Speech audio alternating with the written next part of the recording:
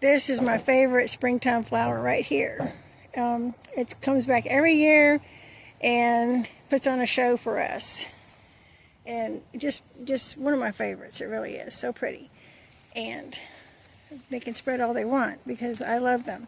So anyway, excuse the yard. It's been raining for days and we cannot cut the yard yet. So that's my watermelon spot that I prepared with a lot of compost and some organic fertilizer. And I'm going to cover that with weed fabric and pine straw. And today is tomato planting day. These were started February 15th. And they are screaming to get out of their pots and get planted. So that's what I'm doing today. However, that's my agave and cactus there. We have some cleanup to do. And we're going to cut out the greens. I'm going to have a pot of greens. See those? And I'm leaving some of this for seed. You know, sometimes you need to let your garden be a little messy if you want seeds. And so we're going to leave a few plants to get those seeds we need to save money. So that's the job today. Weeding and clearing out the greens and the beets. And I think the carrots are ready too. So we'll show you the harvest at the end. Okay, I'm prepping the soil for the watermelon. This is the area where I'm going to be planting it. And I'm digging a hole and kind of digging up around it. And then over here we have some compost. Look at my compost over there. And then I actually have several places where I'm going to be putting rows of something. This is my daylilies. Those are seedlings. I don't know if they're going to bloom or not, but we'll find out. Another row here. And I'm going to use that wheelbarrow and bring the soil over.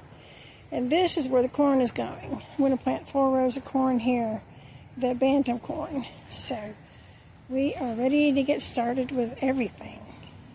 Well, this is where I left off on the corn last night. It just started pouring and I just dropped everything I was doing to rain in the house. It was just too much rain. So that is my little garden tool there. I sit on that to plant and it saves my back to have a place to sit, to weed, and I love this thing. You can put the tools inside of it and I'm never going to get rid of that.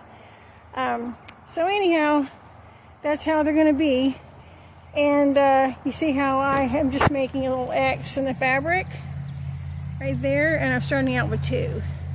And I'm thinking about experimenting, leaving 1 or 2 in some of the holes and see if it makes a difference in production. So in just a minute here, I'll plant one for you. Okay, so let's plant the corn. And I just set it here, and then what I'm going to do is start cutting the X right here. And move that out of the way. And then just cut an X in the fabric like so. And cut it the other way. There we go. And then move this out of the way for a second. Then we go ahead and make the hole for the corn. Now we put a little bit of fertilizer. Hold on a second, let me grab some fertilizer. Put a little bit of fertilizer in the bottom there, some organic fertilizer. And then we're going to put the corn in there. Get it out of the pot, put it down in there gently, and then cover it back up with the dirt. And the job is done. There we go. We planted some corn. I do that for now to keep the cat out of it. Hopefully he won't start digging while I planted my corn. So anyway, that is done. Got it done. I got more to go. So I better get busy. Okay, here's the harvest. We got some beets.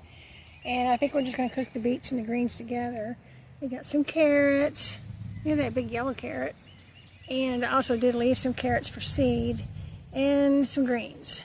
So anyway, that is awesome. We're ready to eat.